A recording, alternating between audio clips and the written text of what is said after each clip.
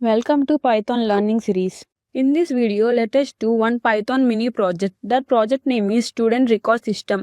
For this project, I want two data type. One is list and another is dictionary. In order to store multiple students in my record system, I want list, and for each student, I want to store details like name, marks, roll numbers. So in order to store all these details in the form of key value pairs, I want dictionary data type. Suppose if I want to store two student details, then I want to store those details in the form of dictionary. Here I have taken name and marks as my keys and the values are stored in their respective keys. I want to store all these details for every student, so I am storing all these separate dictionaries into a list data structure.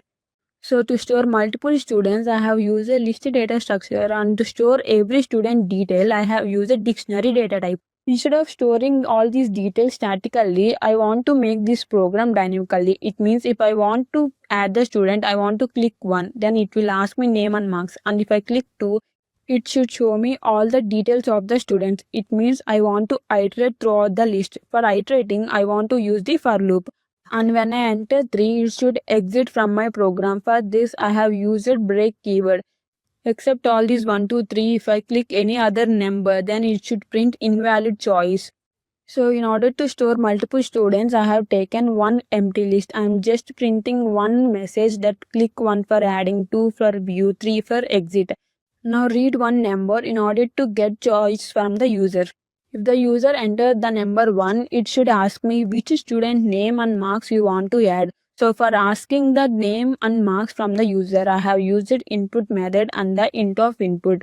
Now these name and marks are added into the student list in the form of dictionary using the append method.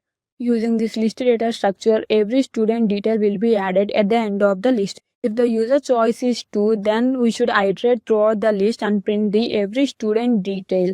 So using for loop, I am iterating and printing the every student details. And when the user choice is 3, I want to exit from the loop. It means I am breaking from it.